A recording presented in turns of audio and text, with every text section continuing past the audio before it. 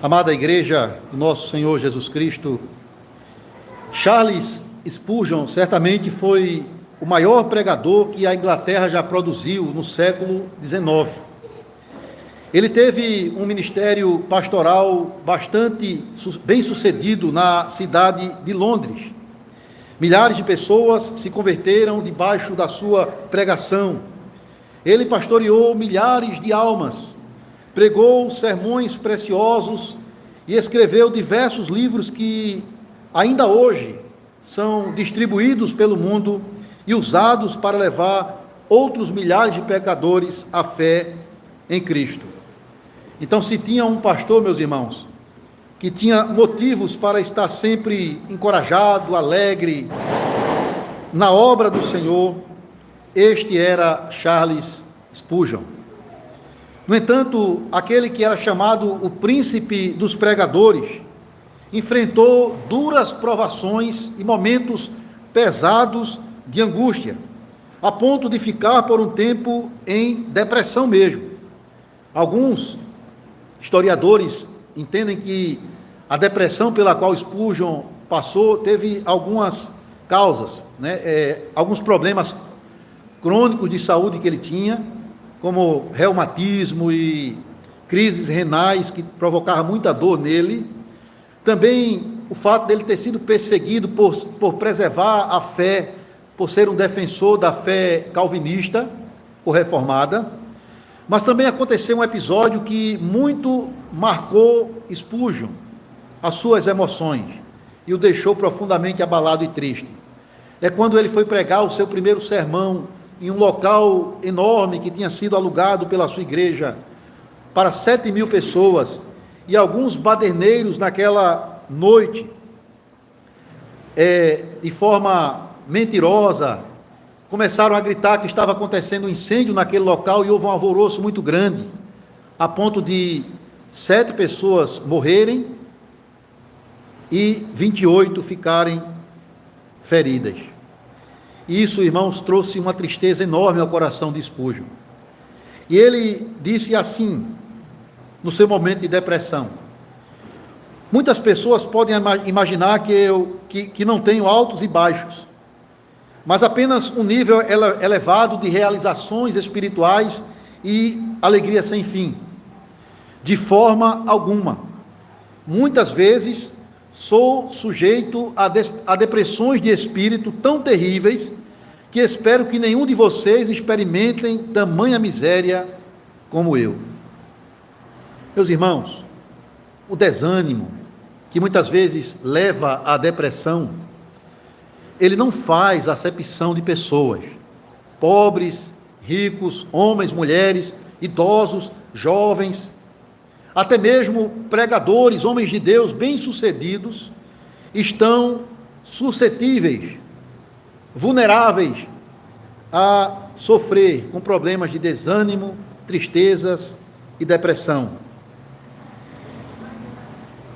Isso nós vemos em Spurgeon, como a gente viu aqui, mas o profeta Elias passou um tempo também muito atribulado, diante da perseguição da rainha Jezabel. E o próprio apóstolo Paulo foi um homem que enfrentou muito sofrimento e em diversos momentos ele foi tentado ao desânimo. Nós lemos aqui, irmãos, que Paulo, aquele servo bem-sucedido na obra do Senhor, aquele que plantou inúmeras igrejas dentro do Império Romano, em várias localidades, escreveu essas cartas que ainda hoje falam ao nosso coração.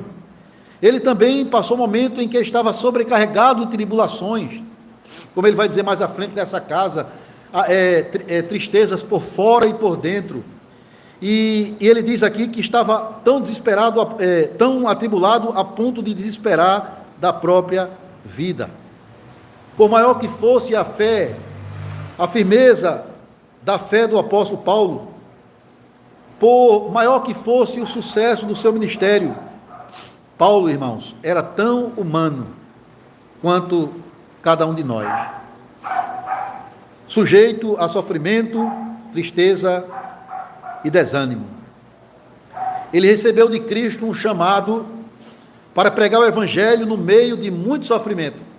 Quando ele foi chamado, Ananias, que foi o homem usado por Deus para conduzir Paulo a Cristo, né? Deixou bem claro que ele ia sofrer por este nome, como pregador do Evangelho. E lendo as suas cartas, você vai perceber isso, irmãos.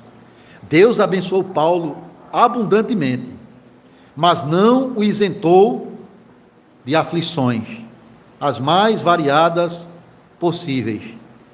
Muitas perseguições, enquanto ele estava plantando igrejas de Cristo. Inclusive a igreja de Corinto, que foi fruto do seu labor missionário, mas que dentre tantas igrejas que Paulo estabeleceu, foi aquela que mais dor de cabeça deu a ele. Foi aquela que mais trouxe preocupação, até uma certa tristeza e desânimo ao coração do apóstolo Paulo. Paulo passou 1 ano e meio ministrando em Corinto. Você vai ler sobre isso em Atos 18. E ali, pela graça de Deus, uma igreja cresceu, se estabeleceu, houve conversões. Mas também, como em qualquer igreja que é composta de homens e mulheres fracos e pecadores, havia muitos problemas na igreja de Corinto, de ordem doutrinária, de ordem moral, de relacionamento entre irmãos, de desprezo à autoridade apostólica de Paulo. E ele teve que escrever uma primeira carta, chamada 1 Coríntios, para tratar desses diversos problemas. E depois de um tempo, irmãos, Paulo, ele escreve uma segunda carta. Isso, claro, contando com a cooperação dos seus colegas Tito, Timóteo, que recebiam informações e traziam relatórios para o apóstolo Paulo. Ele escreve uma segunda carta, que recebe o nome de 2 Coríntios. E nessa carta, irmãos, Paulo já é uma carta até mais pessoal, já é uma carta até com um teor mais consolador para a igreja, porque Paulo, por exemplo, nessa carta, ele escreve para encorajar aquela igreja a perdoar e receber em seu meio, restaurado, um homem que tinha trazido sérios problemas para a igreja, em pecados de ordem moral. E esse homem ele é restaurado, e Paulo diz: receba ele, já basta o tempo da disciplina, houve arrependimento, acolha este irmão. Ele também, nessa carta, ele reforça a sua autoridade apostólica, que estava sendo questionada por algumas pessoas em Corinto. Ele também, nessa carta, vai encorajar a igreja a compartilhar, a compartilhar de uma oferta, de fazer uma coleta para ajudar os santos necessitados da região de Jerusalém, da cidade de Jerusalém. Mas uma palavra que muito aparece nesta carta, principalmente no primeiro capítulo, é a palavra conforto, ou às vezes ela aparece como consolo ou encorajamento. Paulo vai falar muito dessa palavra aqui no capítulo 1, do verso 3 ao verso 11. Ele fala, né, que ele começa dizendo, ele louva a Deus porque ele é o Deus de toda consolação. Ele diz que é esse Deus quem nos conforta, para que possamos, fortalecidos por Deus, consolar outros também.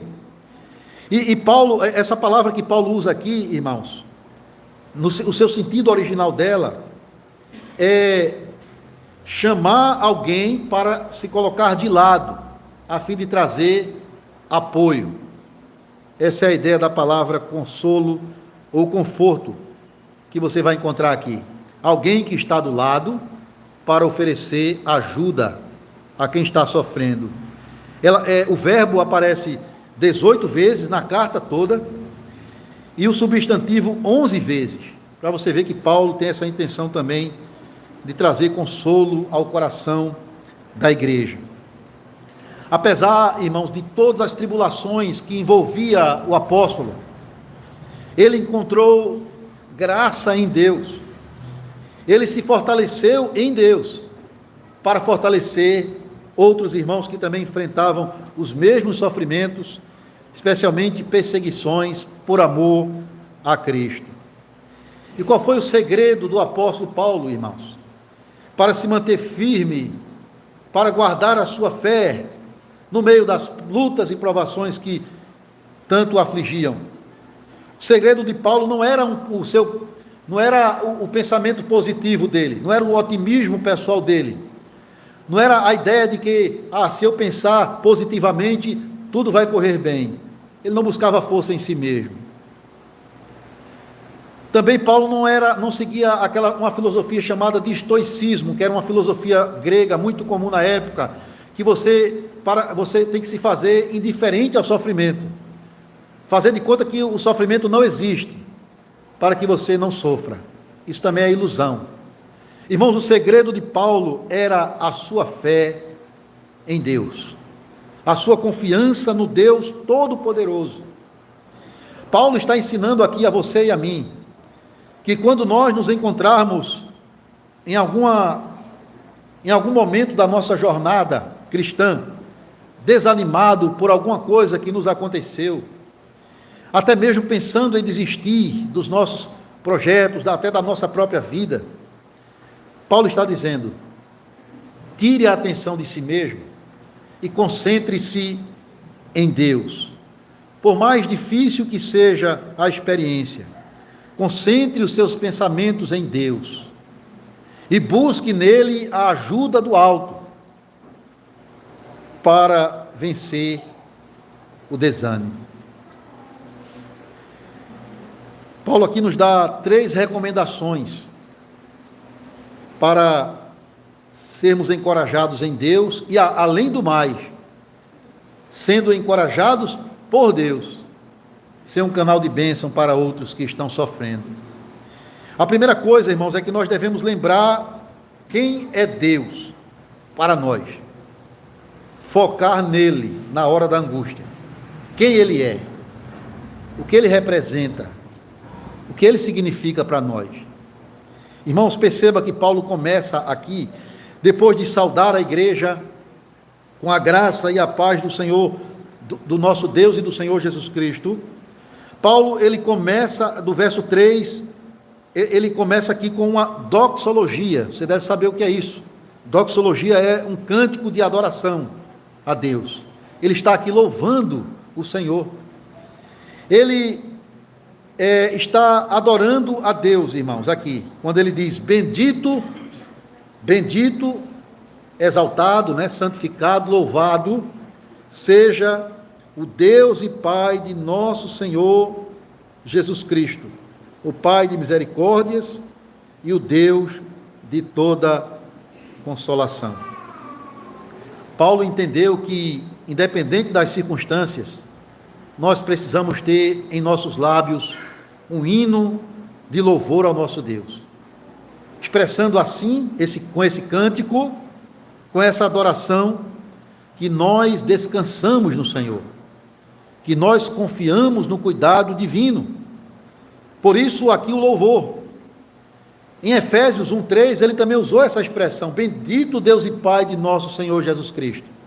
E ali Paulo está adorando a Deus pelas bênçãos que já recebemos em Cristo. Ele vai falar: aquele que nos adotou, bendito o Deus e Pai que nos adotou, que nos escolheu, que nos redimiu em Cristo, que nos abençoou com toda sorte de bênçãos espirituais. O apóstolo Pedro também segue esse caminho, porque na sua primeira carta ele diz: bendito Deus e Pai que tem reservado para nós uma bendita esperança. Então Pedro está olhando para o futuro e louvando a Deus pelo que Deus está reservando. Paulo, em Efésios 1, está olhando para o passado, as bênçãos da salvação que Cristo ganhou para nós. E aqui ele está olhando para o presente e louvando a Deus pelo que Deus está fazendo naquele momento, na vida dele, na vida do povo de Deus. E o que é que Deus está fazendo? Confortando e consolando o seu povo em toda tribulação. Bendito Deus e Pai de nosso Senhor Jesus Cristo, que nos tem consolado em toda a nossa tribulação. Meus irmãos, olha os adjetivos que o apóstolo usa para Deus aqui: Pai de misericórdias e Deus de toda consolação. Veja como ele está focado em Deus. Num contexto de sofrimento, de perseguição, ele experimentou o favor divino. E, portanto, ele se refere a este Deus, ele louva a Deus, porque Deus é o Pai das misericórdias e o Deus de toda consolação. Irmãos, aqui ele chama Deus de Pai de nosso Senhor Jesus Cristo. Aqui ele está falando aqui no sentido da unidade, né, na divindade da Trindade, das funções de cada pessoa da Trindade. Então, Deus é o Pai de Cristo, né, essencialmente, na economia da Trindade, da Santíssima Trindade. Mas ele também fala aqui Pai de misericórdias. Aqui já é um outro sentido. A palavra pai de aqui pai de, né, nesse sentido aqui, ela traz a ideia de aquele que possui algo, aquele que de onde vem alguma coisa, de onde se origina algo.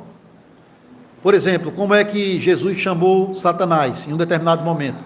Pai da mentira, porque a mentira vem dele. Até mesmo lá em Gênesis 4, fala de um homem chamado Jubal, e ele é chamado de pai dos instrumentos, porque foi ele quem criou os primeiros instrumentos musicais. Ele deu origem a isso. Quando Isaías fala de Jesus, aqueles títulos maravilhosos que é dados a Cristo, né? Maravilhoso Conselheiro, Deus Forte, Príncipe da Paz, e ele fala Pai da eternidade, aquele que possui, aquele que tem e distribui a eternidade, compartilha conosco. E aqui é nesse sentido, Deus é o Pai das misericórdias, é de onde vem a misericórdia, é a fonte da misericórdia, é de onde se origina a sua bondade, e que é dispensada e derramada sobre o seu povo. Irmãos, a misericórdia de Deus tem a ver com essa ideia de trazer consolo, porque a palavra misericórdia, ela traz a ideia de socorrer alguém que está em aflição, aliviar a dor de quem está sofrendo, ter o coração na miséria do outro, misericórdia. E a Bíblia diz que a misericórdia de Deus, ela tem várias características. Primeiro, ela é múltipla, ela é diversa, ela traz alívio em qualquer tipo de aflição, ela é eterna, revelando o caráter afetuoso de Deus, como um pai que cuida do seu filho que está enfrentando alguma dificuldade. Essa misericórdia de Deus, que vem dele, ela também é chamada de grande, porque ela prevalece sobre os nossos pecados. Então, irmãos, a Bíblia fala da multidão das misericórdias de Deus, mostrando que é uma fonte inesgotável para qualquer situação, para qualquer circunstância, para alguém que está sofrendo por uma aflição física, mental e espiritual. A misericórdia de Deus, ela é suficiente, eficaz para trazer o refrigério à nossa alma. E Paulo louva a Deus por isso, louva a Ele porque Ele também é o Deus de toda a consolação. É a mesma palavra para conforto ou consolação que é usada aqui. Novamente, entenda, é aquela palavra que significa estar perto para dar força, a ideia de conforto ou consolo. Muitas vezes, quando a gente fala de conforto, a gente tem a ideia de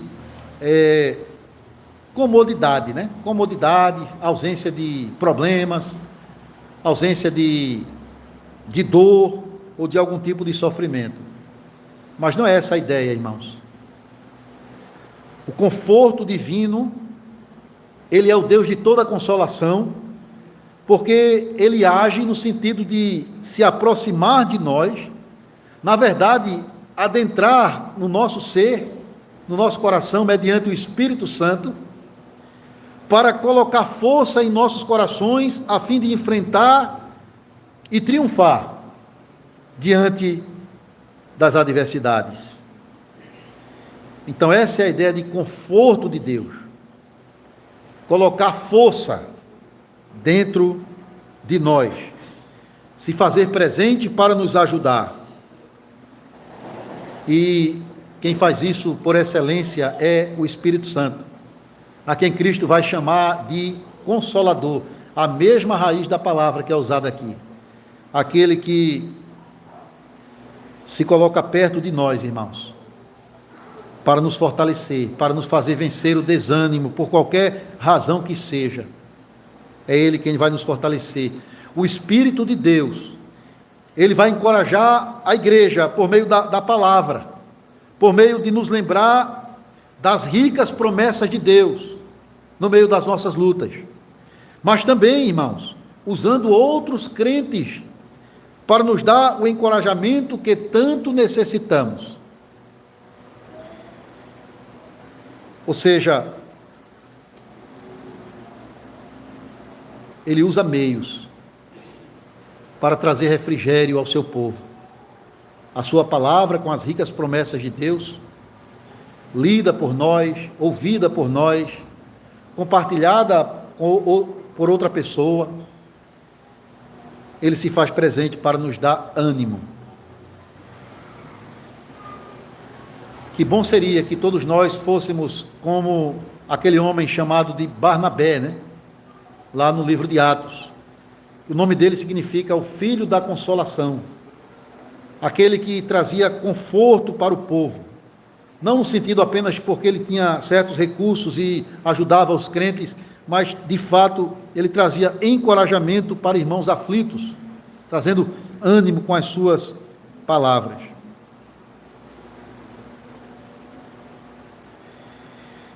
Então, irmãos, Paulo, que tanto sofreu e que pesava sobre ele a preocupação com as igrejas, que fala aqui dos sofrimentos que chegou até o ponto de desesperar da própria vida. Irmãos, você vê, claro, Paulo aqui não está, você não vai ver aqui uma palavra de murmuração da parte dele, de reclamar de Deus, né? Mas o que você vê aqui é um homem que no meio de suas tentações ao desânimo, ele levanta os olhos para Deus, ele adora o Senhor, ele entende que é de lá do alto que virá o seu socorro, por isso ele louva a Deus, ele não se deixa dominar por um espírito de murmuração, de desespero, de abandonar o Senhor, porque ele sabe que Deus está presente, que Deus é o Pai das misericórdias e o Deus de toda a consolação para todo aquele que nele deposita a sua confiança. Então, lembrar de quem é Deus na hora que estiver passando por adversidades e louvá-lo, porque Ele vai cuidar de nós. Mas não somente isso, lembrar do que Deus faz por nós, não somente do que Ele é, mas do que Ele pode fazer. Irmãos, Paulo diz aqui, ele louva a Deus porque ele sabe que é Ele, como verso 4, é este Deus que nos conforta em toda a nossa tribulação para podermos consolar os que estiverem em qualquer angústia, com a consolação com que nós mesmos somos contemplados por Deus. Irmãos, veja que coisa maravilhosa aqui. Paulo atribui a Deus ações graciosas em seu favor. O que Deus tem feito. Perceba, primeiro, Deus, devemos reconhecer que Deus ele pode permitir que provações nos sobrevenham, como ele permitiu na vida de Paulo.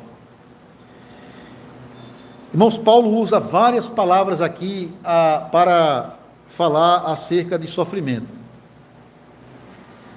E pelo menos umas 5 palavras, mas uma delas, na língua original, que ela é traduzida às vezes aqui por angústia ou tribulação, ela traz a ideia de você estar confinado, ou seja, estar num lugar bem estreito, bem apertado, como se você estivesse sob pressão, sufocado, sem poder sair dali.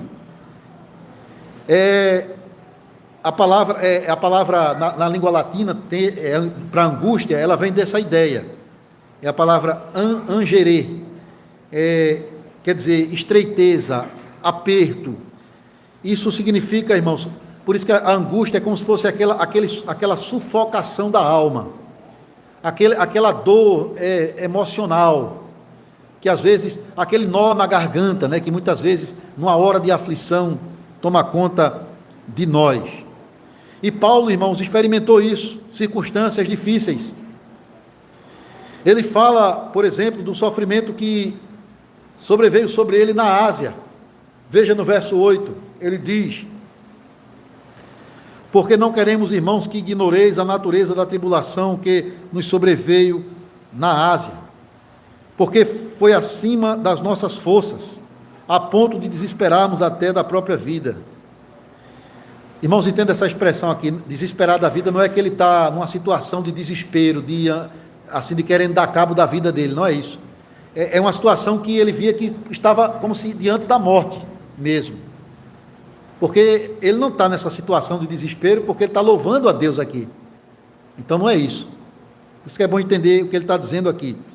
E os irmãos conheciam o sofrimento que ele tinha passado na Ásia. A Ásia era uma outra província, como se fosse um estado romano, que tinha como capital a cidade principal, a cidade de Éfeso. E Corinto ficava numa outra província chamada de Acaia. Era uma outra região. Mas os sofrimentos que Paulo enfrentou nessa região da Ásia era do conhecimento dos irmãos. Por isso que ele não define especificamente que sofrimento foi esse. Mas era algo terrível, porque ele disse que era algo que ele não suportava mais. Que ele estava como se estivesse diante da morte. Eu estive pesquisando esse texto, esse versículo. Alguns entendem que Paulo aqui pode estar se referindo às dores físicas que ele contraiu, né? No meio dos seus sofrimentos, como por exemplo, açoites, chicotadas mesmo, né? Ele levava uma sessão de castigo, eram 39 chicotadas nas costas. As prisões insalubres que ele viveu, que ele passou um tempo. Então, alguns entendem que eram as aflições físicas mesmo. E outros entendem que eram aflições emocionais, as preocupações com a igreja, com os problemas da igreja, o questionamento do seu apostolado. O fato é, irmãos, que Paulo está falando aqui de sofrimentos terríveis, pelos quais ele enfrentou. Sofrimentos por causa da sua identificação com Cristo, ou seja, perseguições por causa da fé. O verso 5, ele fala isso. Ele fala dos sofrimentos de Cristo, né? Ele diz: assim como os sofrimentos de Cristo se manifestaram em grande medida a nosso favor, assim também a nossa consolação transborda por meio de Cristo.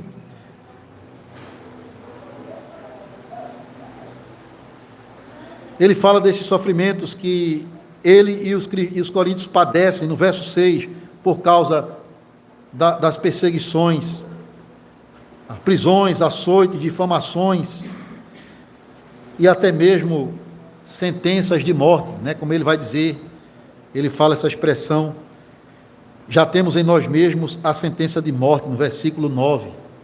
Paulo estava sempre, irmãos, correndo risco de vida, por causa da perseguição dos judeus incrédulos, por causa da sua identificação com o cristianismo.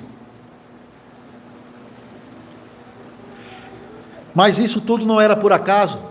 Lembra quando ele foi chamado? Jesus disse: importa para mim que você pregue o evangelho e sofra pelo meu nome. O sofrimento não é acidental, o sofrimento não é casual na vida do povo de Deus. Deus permite que sejamos provados. Em nenhum lugar na Bíblia você vai encontrar Deus prometendo nos isentar de sofrimento enquanto aqui peregrinamos. Mas Ele tem um bom propósito: fortalecer a nossa fé, nos tornar crentes mais perseverantes, fazer de nós um canal de bênção para outros, irmãos. Nos dá experiência na dor, para que eu possa me fortalecer, ser encaliçado, né? Para assim ajudar outros também. Por isso ele permite o sofrimento. Não é por acaso, mas vem de Deus.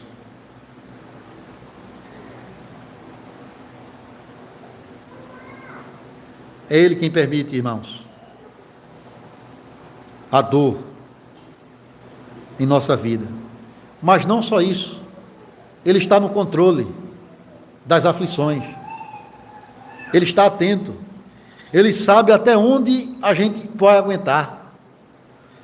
O verso 8 ele diz, né? Ele fala dessa grande pressão que ele sofreu lá na Ásia. Ele fala da sentença de morte que havia sobre ele. Um sofrimento pesado, irmãos. A ideia é mesmo de... É como um animal que está carregando uma carga bem pesada. Ele já não está mais aguentando. É a ideia que Paulo quer transmitir aqui do problema que ele estava passando. Como eu disse aos irmãos, os problemas eram diversos. Perseguição dos judeus, talvez uma doença grave que afligia o corpo de Paulo, que alguns entendem que é isso que ele chama de espinho na carne, lá no capítulo 12. Algum ataque satânico mesmo, direcionado a Paulo, por meio das difamações e acusações injustas das pessoas que questionavam o seu apostolado, as fraquezas da igreja.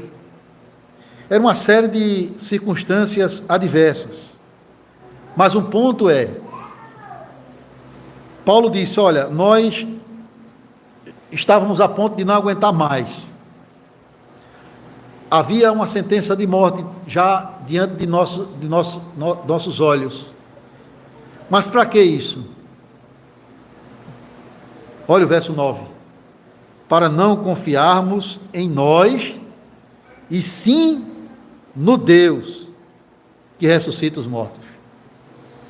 Irmãos, o Senhor permitiu a aflição na vida do apóstolo, para fazê-lo confiar, não na sua habilidade, não na sua capacidade, não nas suas experiências, não na sua sabedoria, mas na graça de Deus, no poder de Deus, para fortalecê-lo. Irmãos, Deus permite a provação, Deus também está no controle da provação. Ele está perto de nós. Ele não nos lança na fornalha e nos abandona, mas Ele é aquele quarto homem que caminha ao redor da fornalha para fortalecer os seus. Ele capacita o crente a suportar provações. É isso que Paulo diz, para confiarmos no Deus que ressuscita mortos.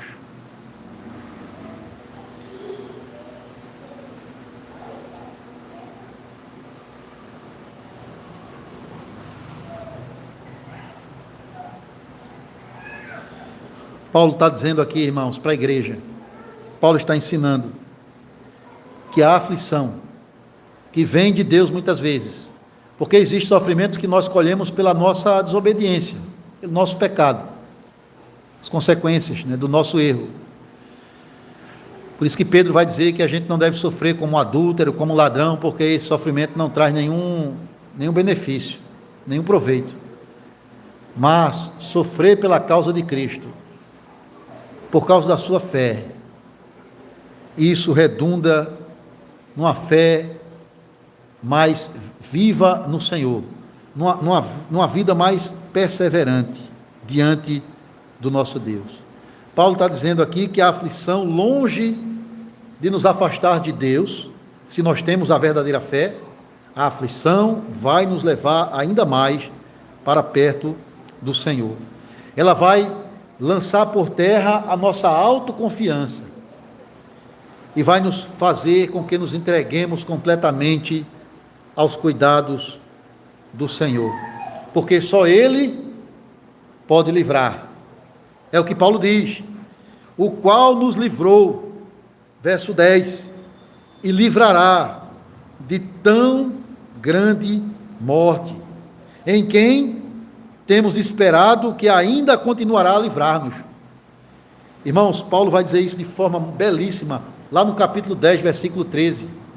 Ele vai dizer que juntamente com a aprovação, Deus dá o livramento. Ele não permitirá que sejais provados além das vossas forças. Juntamente com a aprovação, Ele dá o livramento.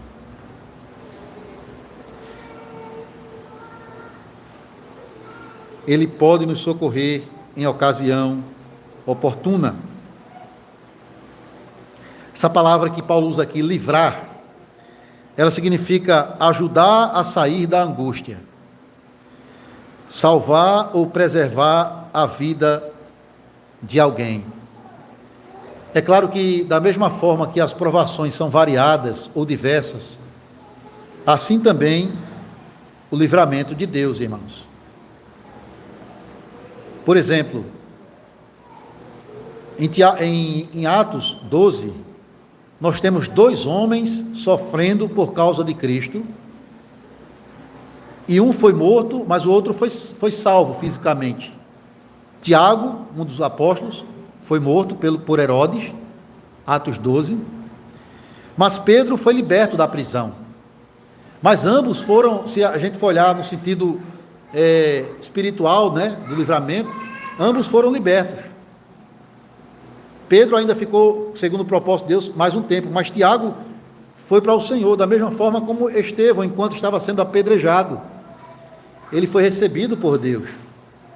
Ele recebeu o livramento da sua aflição física naquele momento. Então, Deus nos livrou, nos livra e ainda nos livrará.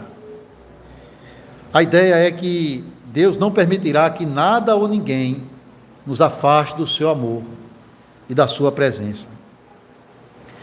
E notem que essa ação de Deus em livrar Paulo de situações até mesmo de morte, por diversas vezes, porque ele ainda está aqui vivo, escrevendo para essa igreja.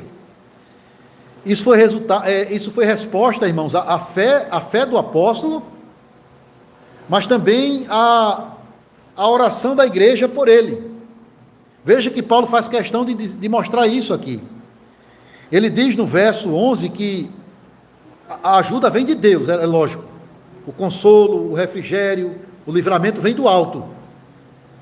Mas o Senhor usa meios, pessoas, para ajudar nesses livramentos. Por exemplo, os coríntios aqui.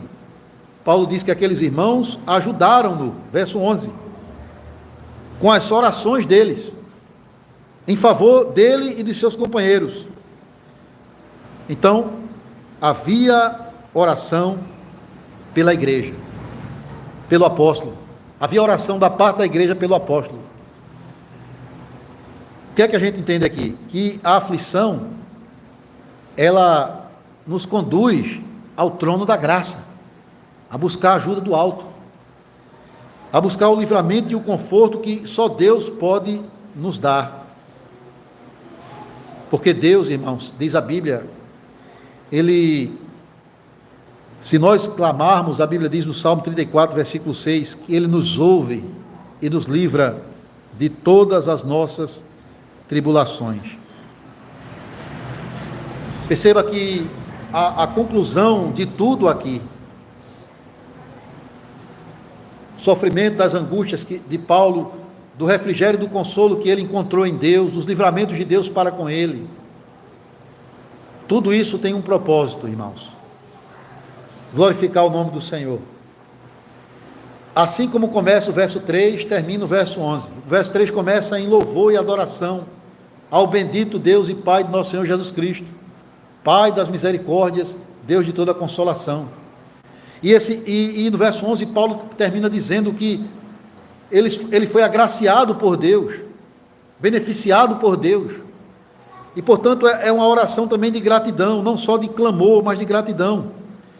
Ele diz: para que por muitos de vocês sejam dadas graças a nosso respeito, pelo benefício que nos foi concedido por meio de muitos. Uma palavra de gratidão a Deus. Não é só um clamor na hora da angústia, mas também uma gratidão pelo benefício e o livramento recebido da parte de Deus. Irmãos, muitas vezes a gente fica maravilhado com homens de Deus, como o apóstolo Paulo, por exemplo. Um apóstolo que tinha todas as credenciais, ele viu a Cristo, ele foi chamado diretamente por Cristo, ele tinha capacidade para realizar milagres, curas, chegou a ressuscitar um jovem. Mas notem, irmãos, como esse homem reconhece a sua fraqueza diante de Deus, e como ele clama às igrejas que orem por ele. Leia as cartas de Paulo, como ele está dizendo que não somente ora pelas igrejas, para suplicar pelas necessidades, para agradecer pelas bênçãos, mas também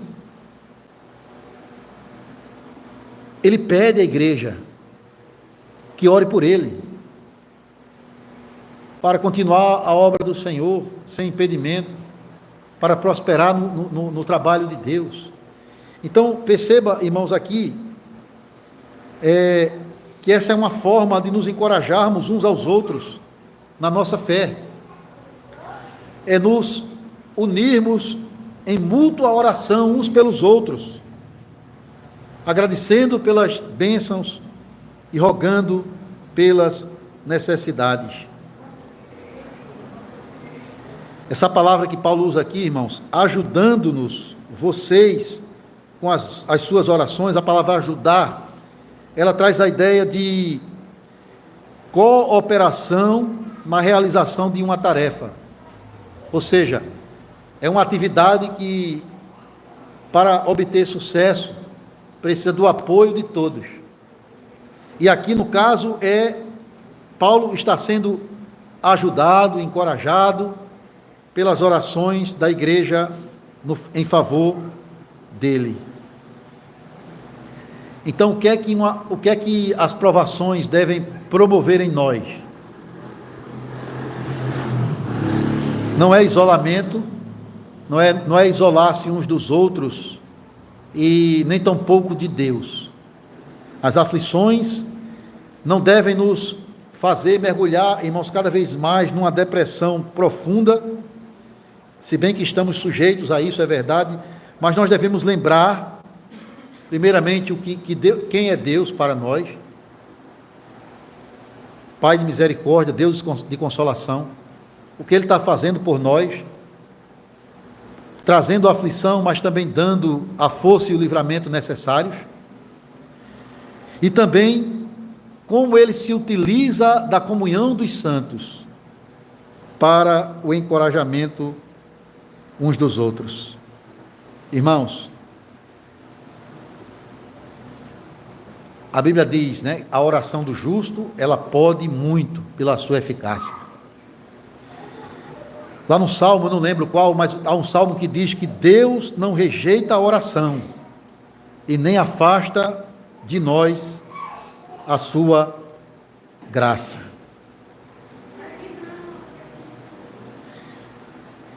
Deus pode fazer algo de bom, de benéfico, na minha vida ou na vida dos irmãos, através da ajuda mútua da igreja. Olha só que bênção é a comunhão dos santos aqui. O que Deus pode fazer, não somente em nós, mas através de nós. Então, quando a gente recebe o consolo divino e é restaurado na hora da nossa aflição, nós somos agora encorajados a ajudar a outros que estejam passando talvez por sofrimentos semelhantes ou diversos. É isso que nós aprendemos aqui.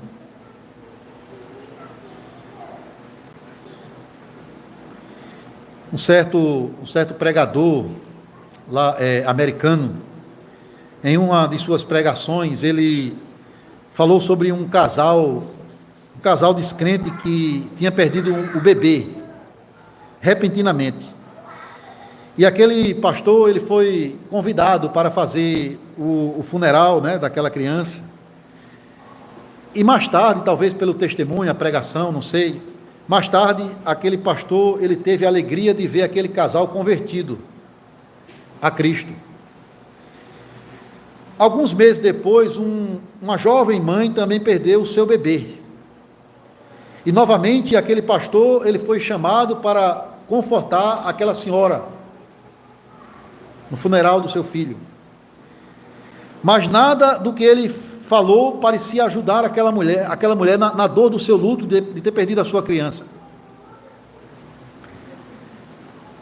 Porém, irmãos, aquela outra mãe que tinha sido restaurada e convertida, que o pastor naquele momento pôde de alguma forma ajudar, ela chegou para a outra mãe enlutada e disse: eu sei o que você está passando, porque eu passei exatamente pela mesma dor, mas Deus me chamou exatamente no meio dessa dor. Através desse sofrimento eu pude me aproximar de Deus e confiar nele. Deus me deu o conforto que eu precisava naquele momento, e eu tenho certeza que Ele vai fazer o mesmo com você também. Aquele pastor, ele disse, né, ele concluiu essa história dizendo que a primeira mãe fez mais pela segunda mãe do que eu poderia ter feito com as minhas pregações e com os meus aconselhamentos, porque ela havia percorrido o mesmo caminho de dor da outra mãe. Irmãos, Paulo está mais ou menos querendo dizer isso. Quando você já trilhou o caminho da dor, de um sofrimento específico, e recebeu o encorajamento de Deus ali, Ele vai lá na frente utilizar você para encorajar uma outra pessoa que pode passar por sofrimento semelhante. Pode ser um sofrimento igual ou não, mas o fato é que Deus nos consola para consolar outros. O verso 4 aqui é maravilhoso. Somos contemplados com a consolação de Deus, para podermos consolar os que estiverem em qualquer angústia. É claro, se a dor é semelhante, há uma identificação maior, mas independente disso, irmãos, nós podemos ser usados por Deus para encorajar uns aos outros. Veja, e mais ainda Cristo, né? Existe alguém mais do que o próprio Jesus que sabe o que é padecer, que conhece o que é o sofrimento a fundo? Irmãos, se tem alguém que sabe o que é padecer, é Cristo. Geralmente a gente tem essa mentalidade, né? Quando está passando por uma dificuldade e alguém vem para lhe ajudar, você diz: se você soubesse o que eu estou passando, se você soubesse a dor que eu estou vivendo. Às vezes a gente não sabe mesmo, porque somos limitados, mas o Senhor conhece. Cristo, irmãos, conhece. E a Bíblia diz que Ele é um amigo mais chegado do que o irmão, que Ele está sempre disponível a nós, acessível a nós, todos os dias. Ele conhece a dor da perseguição, Ele conhece a dor do abandono, até dos seus próprios parentes. Ele conhece a dor da traição, Ele conhece a dor da solidão, Ele conhece a dor da tortura e a dor da agonia da morte. E portanto, irmãos, Ele sabe o que é padecer, e a Bíblia diz que Ele pode se compadecer de nós, e não só isso, Ele tem poder para nos socorrer, se a Ele recorrermos mediante a oração. Hebreus 2 e Hebreus 4 fala sobre isso. Ele pode nos socorrer em ocasião oportuna, porque Ele conhece o que é sofrer. Quero terminar dizendo à igreja que nós devemos reconhecer que Deus é a fonte única e eficaz de todo consolo, para fazermos superar qualquer tipo de desânimo ou de depressão. Irmãos, o Spurgeon, que eu citei lá no início, ele passou um momento difícil, mas ele pôde superar a sua dor, a sua depressão, primeiro porque ele não abriu mão da sua confiança em Deus. Ele não abriu mão disso. Porque ele vai dizer depois, de seu sofrimento, ele vai dizer as seguintes palavras: eu estou certo, isso é ele falando, eu estou certo de que não há remédio maior contra o desânimo ou a depressão do que uma fé santa em Deus. Guardar a fé em Deus. É claro que é um assunto diverso, complexo. Às vezes há necessidades de especialistas de saúde mental para ajudar alguém. Às vezes uma depressão pode ter uma causa fisiológica, do próprio organismo da pessoa, mas também pode ser por questões mesmo de pecado, questões morais, espirituais. E, portanto, irmãos, Deus é suficiente nesse sentido, de trazer o consolo, o refrigério e a restauração que cada um de nós necessitamos. Eu tenho certeza que, além de guardar a sua fé em Deus, Spurgeon também, ele contava com o apoio constante da oração dos irmãos ali em Londres. E ele pôde continuar o ministério dele na força do Senhor até o dia da sua morte. Irmãos,